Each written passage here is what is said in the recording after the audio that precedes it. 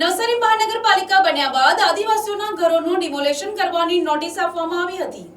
જેને લઈ આદિવાસી સમાજ દ્વારા કાલિયાવાડી ખાતે આવેલ ડોડિયા સમાજ ભવન ખાતે એક મીટિંગનું આયોજન કરાયું હતું।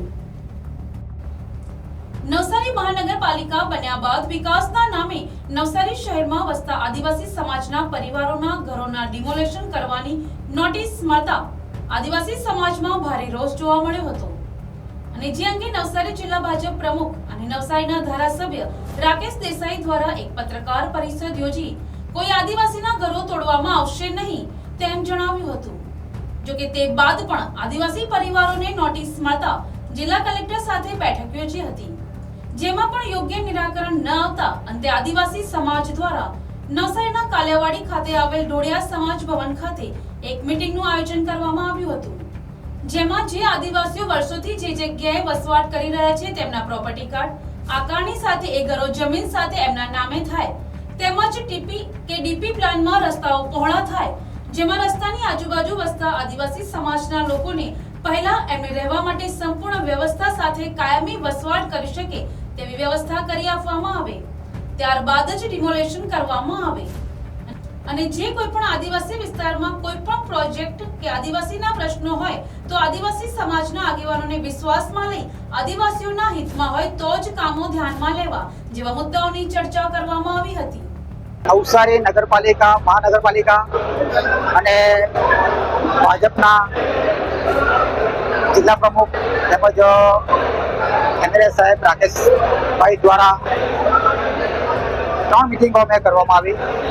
અને નવસારીમાં જે ડિમોલેશન થવા જઈ રહ્યા છે એમાં આદિવાસી સમાજના ઘરોને જે નુકસાન થઈ રહ્યું છે તો અમારી એક જ માંગણી હતી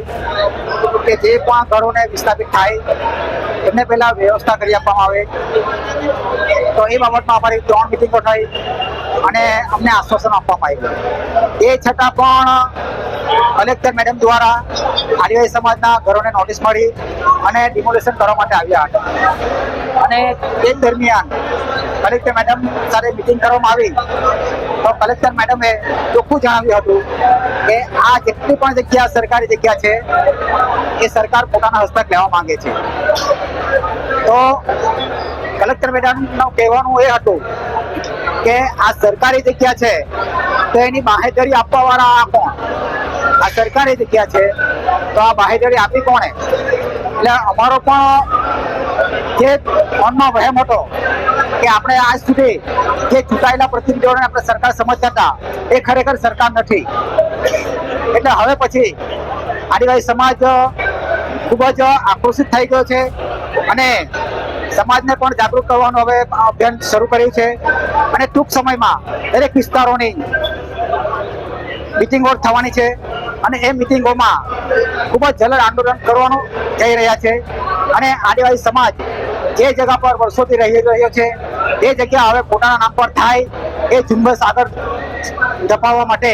સમાજને જાગૃત કરી અને જન આંદોલન કરવાની હવે પ્રયાસ કરી રહ્યો છે। Bureau report NTC news Navsari.